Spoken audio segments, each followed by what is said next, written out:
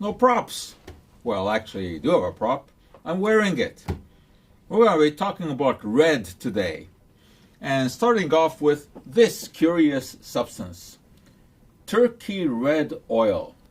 What a strange name that is. Well, it has nothing to do with foul.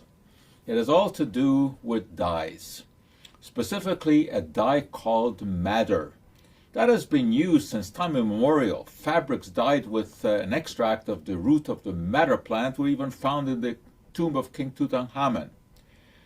Turkey red is a term that has been used to describe this extract of the madder root. Why? Because originally, supposedly, it was found in the area that today is occupied by Turkey.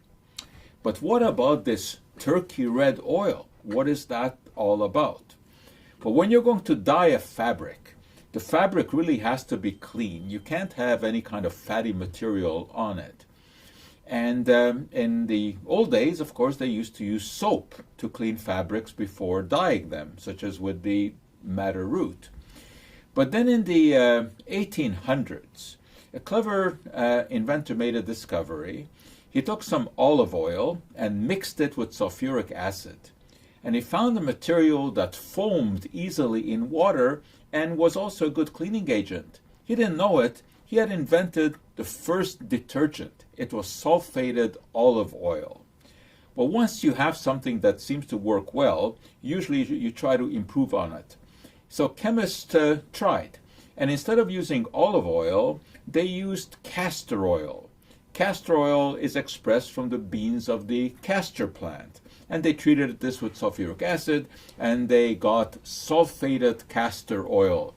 And this turned out to be great for cleaning fabrics before they were colored with turkey red. And thus the name turkey red oil. Well, today turkey red oil has kind of lost its luster. It isn't really necessary because better detergents have been developed. But it really laid the foundation for all of the modern detergents that we have. As far as the madder root goes, well, today it is no longer used to extract dyes. Why? For a very simple reason.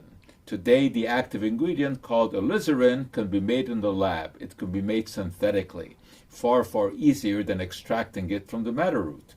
And that had a big effect on the madder root industry, which in the 1800s was a very big industry because so many fabrics were colored with madder, including the red coats of the British Army. The British are coming, the British are coming. You remember that? Well, he could have hardly missed them because they were all decked out in the bright fabrics colored with madder root. So turkey red oil and madder root were intimately connected, and today we still have this interesting memory. But also, very interestingly, the fact that turkey red oil gave rise to the first ever detergent allowed modern detergent companies like Procter & Gamble to come up with versions that were even improved. So instead of using castor oil reacting with sulfuric acid, they found eventually that reacting lauric acid, which could be extracted from all kinds of fruits or vegetables, mostly from palm oil, coconut oil, that could be converted into sodium lauryl sulfate, lauric acid coming from the palm oil or coconut oil. So sodium lauryl sulfate today is the most commonly used detergent. And in fact, it is the one that was introduced in the 1930s as Dreft, and improved versions gave rise to Tide, which is exactly what I'm going to use to wash this fabric, which is not colored with madder because I said hasn't been used since. It is actually colored with modern quinacridone synthetic dyes, which can have a far brighter effect than the madder root. So we've come a long way from good old-fashioned turkey red oil to modern synthetic detergents, and that's the progress of science. And I love my red stuff.